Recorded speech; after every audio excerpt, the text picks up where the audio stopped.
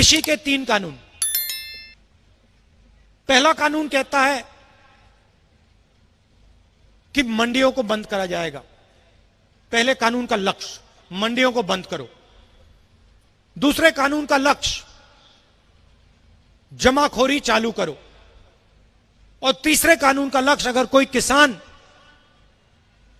सही दाम में कोर्ट में जाना चाहे तो उसको कोर्ट में जाना मना है। इसीलिए लाखों किसान दिल्ली के बाहर बैठे हुए हैं। और नरेंद्र मोदी क्या कहते हैं? नरेंद्र मोदी कहते हैं कि ये लोग आतंकवादी हैं। हिंदुस्तान के किसान को वो आतंकवादी कहते हैं, उनके पार्टी के लोग कहते हैं। और किसान क्या कह रहा है? किसान सिर्फ ये कह रहा है कि जो हमारा है आप हमसे नहीं छीन सकते हो, हम आपको छीनने नहीं देंगे। 2-3 उद्योगपतियों को हिंदुस्तान की पूरी कृषि का जो बिजनेस है वो पकड़ाना चाहते हैं। यह हालत है देश की। यहां आए, असम आते हैं, आपसे वायदे कर जाते हैं। पिछले चुनाव में उन्होंने वायदा किया था कि टी गार्डन के वर्कर्स को वो उनका वेज बढ़ा के देंगे। आजकल आपको कितना पैसा मिलता है? कितना मिलता है पैसा? कितना? 167। सही। बीजेपी के लोगों ने आपसे क्या वायदा किया था? कितना?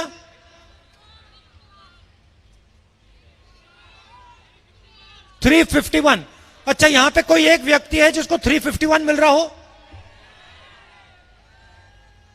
एक भी नहीं मिलेगा आपको।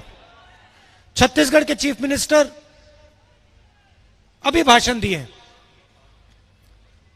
छत्तीसगढ़ के चुनाव से पहले ऐसे ही भाषण में मैंने कहा था कि छत्तीसगढ़ के किसानों का कर्जा माफ होगा। बीजेपी वालों ने कहा पैसा नहीं है। मैंने कहा हम पैसा निकाल के दिखा देंगे, पैसे की कोई कमी नहीं। मैं आपको बता रहा हूं और आप इस बात को चेक कर लीजिए। छत्तीसगढ़ में कांग्रेस पार्टी की सरकार बनने के 6 घंटे के अंदर छत्तीसगढ़ के किसानों का कर्जा माफ कांग्रेस पार्टी ने कर दिया था। मैं यहां आपका टाइम जाया करने नहीं आया हूं। मैं आपसे 2-3 चीजें कहने आया हूं। मैं नरेंद्र मोदी जैसा नहीं हूं, मुझे झूठ बोलने की आदत नहीं है। मैं आपको सिर्फ ये बता रहा हूं और टी गार्डन्स के जो हमारे वर्कर हैं उनसे कह रहा हूं, इसको आप अच्छी तरह सुनिए। कांग्रेस पार्टी की यहां सरकार आएगी तो 6 घंटे के अंदर आपका 351 नहीं, आपका 365 हो जाएगा। और मुझे कोई फर्क नहीं पड़ता कौन क्या कहे, दुनिया के इकोनॉमिस्ट कह दें, मुझे कोई फर्क नहीं पड़ता। मैं आपको बता रहा हूं कि 365 गारंटी देके आपको आ रहा है। सीधी बात है।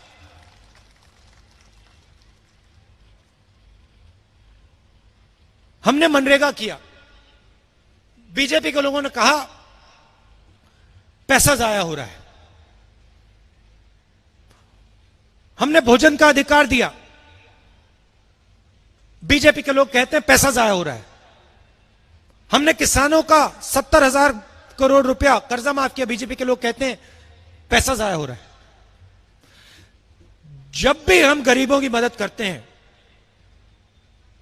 कमजोर लोगों की मदद करते हैं, बीजेपी के लोग कहते हैं पैसा जाया हो रहा है।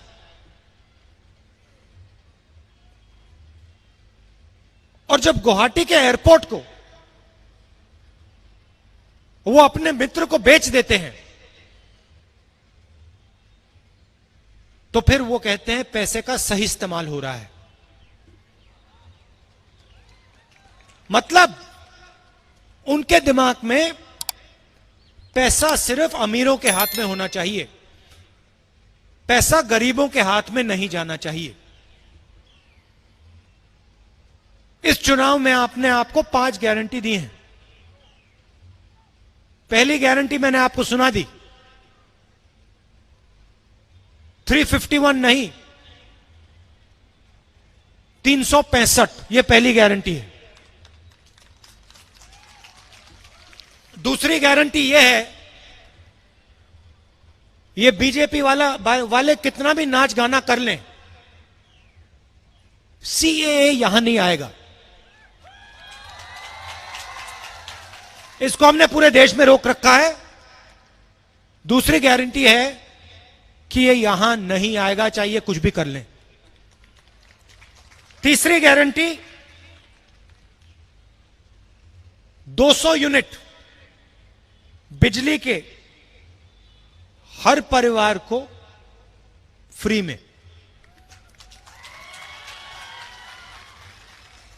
चौथी गारंटी 2000 रुपए महीने के हर हाउसवाइफ को गारंटी करके। और पांचवें और सबसे जरूरी गारंटी कि एक बार फिर असम में हम युवाओं को रोजगार देने का काम शुरू करेंगे। और मैं आपको समझा देता हूं कैसे। सबसे पहले बहुत सारे सरकार में बहुत सारी पोजीशंस वेकेंट पड़ी हुई हैं। हमारा पहला काम सरकार में इन पोजीशंस को भरने का होगा। दूसरा काम, हमारी यूपीए की सरकार थी तो हमने पूरे नॉर्थ ईस्ट को इंसेंटिव्स दिए थे, स्पेशल प्लान था। चाय की इंडस्ट्री के लिए स्पेशल इंसेंटिव्स थे, बाकी इंडस्ट्रीज के लिए, बिजनेसेस के लिए हम इंसेंटिव्स देते थे, टैक्स कम करवाते थे, मदद करते थे। क्यों? क्योंकि हम चाहते थे कि युवा नए बिजनेस चालू करे। नरेंद्र मोदी जी एंटरप्रेन्योरशिप की बात करते हैं। मुझे आप ये बताइए, कितने नए बिजनेस हिंदुस्तान में खोले, कितने युवाओं को उन्होंने रोजगार दिया? हम आपको यहां गारंटी करके कह रहे हैं कि 5 लाख युवाओं को हम रोजगार देके दिखा देंगे। ये आसान काम नहीं है, मगर हम ये काम आपके लिए करके दिखा देंगे। अंत में मैं आपसे कहना चाहता हूं कि यह मामूली चुनाव नहीं है।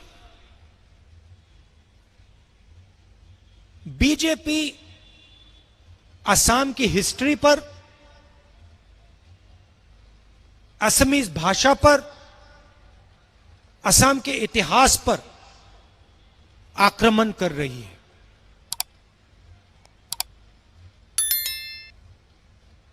ये कहते हैं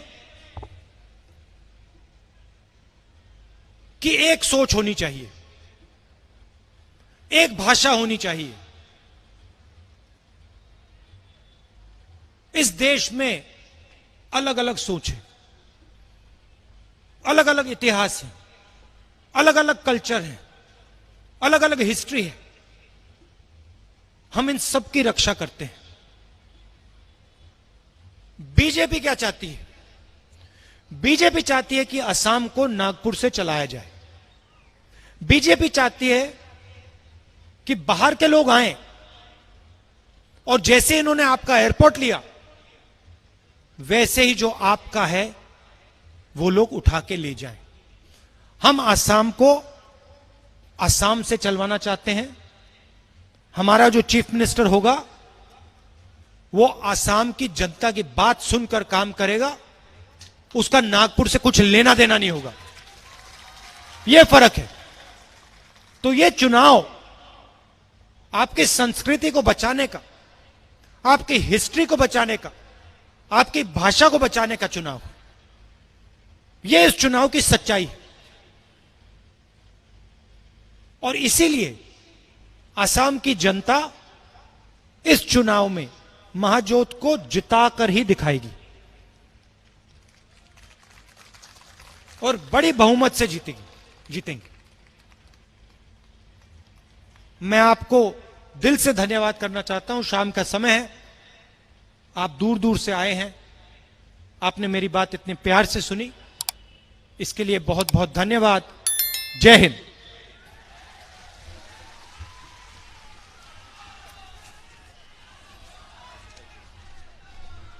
শ্ৰদ্ধেয় ৰাইজ, আপোনালোকৰ আমাৰ এই তিনিচুকীয়া জিলাৰ সমূহ ৰাইজৰ ফালৰ